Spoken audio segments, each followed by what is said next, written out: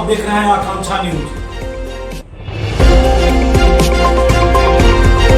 आइए आपको गया की ताज़ी खबरें दिखाते हैं।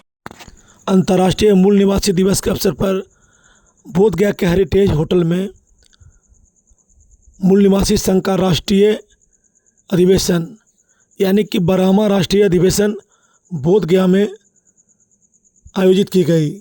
प्रभात फेरी के बाद लोगों ने जय भीम के नारे लगाए। मूल निवासी हमारा अधिकार, हम इस भारत के वासी हैं।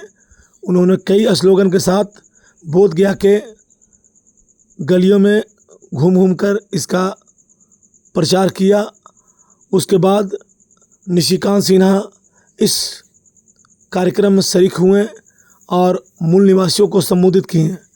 आपको बता दूं कि बोध गया के बुद्धा हेरिटेज होटल में मूल निवासी का 12वां राष्ट्रीय अधिवेशन का शुभारंभ मूल निवासी के राष्ट्रीय अध्यक्ष M.K. चौहान ने दीप प्रज्वलित कर किया। इस कार्यक्रम की अध्यक्षता राष्ट्रीय अध्यक्ष मूल निवासी संघ पंकज कुमार रवि ने किया। वक्ता के रूप में राष्ट्रीय अध्यक्ष peoples party of India B.D. Borkar एवं अन्य गणमान्य लोगों ने मूल निवासियों को उनके अधिकार के बारे में समझाया और बताया। आप क्या हैं, आप क्या थे और क्या हो गए। अपने आप को पहचानिए, अपने ऊपर दृष्टि दीजिए ताकि आप इस देश के शासक वर्ग बन सकें, इस देश में शासन कर सकें। उन्होंने कहा और ये लोग हमारे देश को लूट रहा है और हमें इस देश को उनसे बचाना है। इसलिए हमें एकता का परिचय देना है।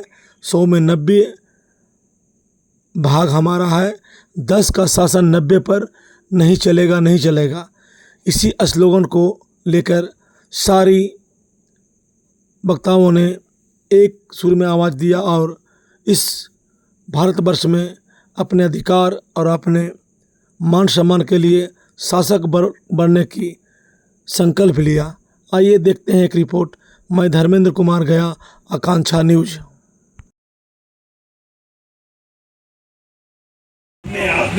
खड़ा नहीं हो सकता। एक मिनट भाई ये आ तो जाए, बैठ जाइए please please.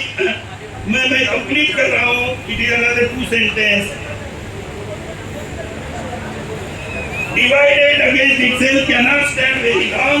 Therefore, the sooner the room is made for the realization of their aspiration, मतलब हम लोगों की जो aspiration है, the sooner the room is made for the realization of their aspiration, the better for the few. मतलब जो चुनिंदे लोग हैं, उनके लिए भी ये अच्छा है अगर वो हमारी एस्पिरेशंस को रियलाइज करने के हमें अवसर देते हैं। तो better for few, better for the country, better for the maintenance of its independence, and better for the continuance of its democratic structures. This can only be done by establishing.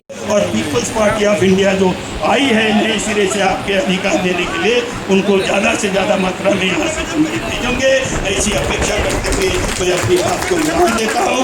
जय भीम, जय निवासी, जय संविधान।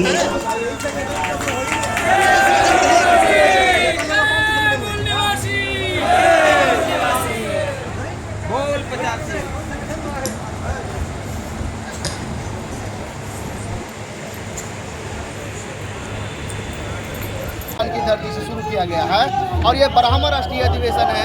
आज के दिन राष्ट्रीय अधिवेशन रखने का मुख्य और उद्देश्य है क्योंकि जिस मूल निवासियों के लिए भारतीय संविधान लिखा गया, उस भारतीय संविधान में मूल निवासी बहुजनों को जो बहुमत प्राप्त हुआ, इसी मनुवादियों के द्वारा इस भारतीय संविधान को 9 अगस्त 2018 को चलाया गया था।